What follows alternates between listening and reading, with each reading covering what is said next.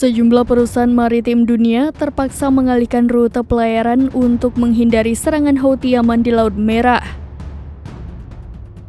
Hal ini berdampak pada tarif angkutan laut yang melonjak tajam karena kapal harus mencari rute lain yang lebih jauh agar sampai ke negara tujuan. Dilansir Al Arabiya, ratusan kapal kontainer telah dialihkan rutenya di sekitar Tanjung Harapan di selatan Afrika.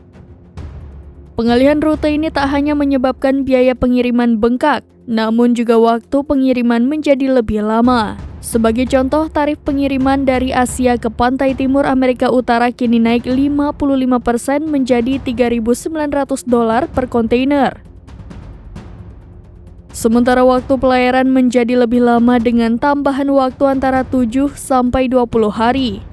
Selama ini Laut Merah menjadi jalur pelayaran penting bagi kapal-kapal dagang dari seluruh dunia. Pasalnya, perairan tersebut menjadi jalur tercepat untuk mengirim barang dari Asia dan Timur Tengah ke Eropa.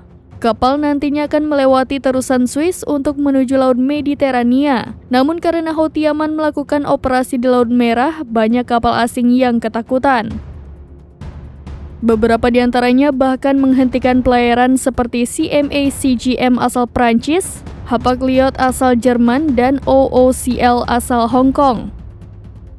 Namun Houthi Yaman telah menegaskan bahwa pihaknya hanya menargetkan kapal-kapal Israel atau berafiliasi dengan Israel.